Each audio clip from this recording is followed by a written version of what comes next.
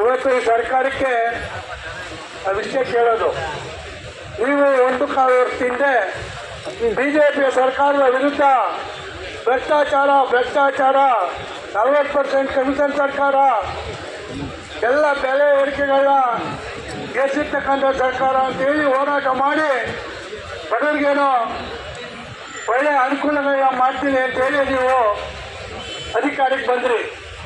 ಅಧಿಕಾರಕ್ಕೆ ಬರಬೇಕಾದ್ರೆ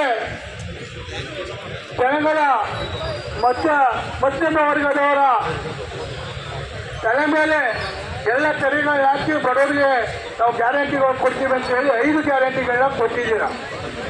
5 ಗ್ಯಾರಂಟಿಗಳ ಹಣ ಹೊಂದಬೇಕಾದ್ರೆ ನೀವು ಮಾಡಿರ್ತಕ್ಕಂಥ ಒಂದು ಸಾಧನೆ ಏನು ಅಂದರೆ, ಒಬ್ಬ ಬಡವ ಒಂದು ಅಫಿಡೇವಿಟ್ ಮಾಡ್ಬೇಕಾದ್ರೆ 20 ರೂಪಾಯಿ ತಗೊಳ್ತಕ್ಕಂಥವನು ಇವತ್ತು 100 ರೂಪಾಯಿಂದ ಒಂದು ಪ್ರಮಾಣ ಪತ್ರವನ್ನು ಮಾಡ್ಸೋಕ್ಕಾಗಲಿಲ್ಲ. ಇವತ್ತು ಆಸ್ತಿಗಳ ಮಾರುಕಟ್ಟೆ ಮೌಲ್ಯ ಗೊತ್ತಿದೆ ಏನಂದರೆ, ಸ್ಟಾಂಪ್ ಡ್ಯೂಟಿ ಮಾತ್ರ ರೈಟ್ ಆಗ್ತದೆ. ಸ್ಟಾಂಪ್ ಡ್ಯೂಟಿ ಮುದ್ರಾಂಕ ಶುಲ್ಕ ಅಂತ, ಮುದ್ರಾಂಕ ಶುಲ್ಕ ಈ ಮೂಲಕದಲ್ಲೂ ಬರ್ತದೆ.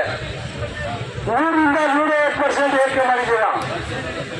ಇವತ್ತು 100 ರೂಪಾಯಿಗೆ 6 ರೂಪಾಯಿ ಕೊಟ್ಟಿರ್ತಕ್ಕಂಥ ತೆರಿಗೆನ ಇವತ್ತು ಸುಮಾರು ಡಬಲ್ ಟ್ರಿಪಲ್ ಕೊಡಬೇಕಂತ ಪರಿಸ್ಥಿತಿ ಬಂದಿದೆ. ಇವತ್ತು 1 ಕೋಟಿ ಮನೆ ಕಟ್ಟಕ್ಕೆ ಸಾಲ ಪಡಿಬೇಕಾದ್ರೆ ಬರೀ ಒಂದು 20,000 ಒಳಗೆ ಮುಗಿತಕ್ಕಂಥ ಒಂದು ಪ್ರಕ್ರಿಯೆ ಇವತ್ತು 0.06 ಸ್ಟಾಂಪ್ ಡ್ಯೂಟಿಯನ್ನು ಏರಿಕೆ ಮಾಡಿದ್ದೀರಾ. ಒಂದು ಅಗ್ರಿಮೆಂಟ್ ಮಾಡಬೇಕಾದ್ರೆ ಇಷ್ಟಿಷ್ಟಂತ ಮಿತಿ ಇತ್ತು. 1 ಕೋಟಿವರೆಗೆ ಮಾತ್ರ ಮಿತಿ ಇತ್ತು. 1 ಕೋಟಿ ಮೇಲೆ 1000 ಕೋಟಿ ಮಾಡಿದ್ರು 20 ರೂಪಾಯಿ ಕೊಡಬೇಕಾಗಿತ್ತು. ಇವತ್ತು 1000 ಕೋಟಿ ಮಾಡಬೇಕಾದ್ರೆ 60 ಕೋಟಿ ಸ್ಟಾಂಪ್ ಡ್ಯೂಟಿಯನ್ನು ಕಟ್ಟಬೇಕು.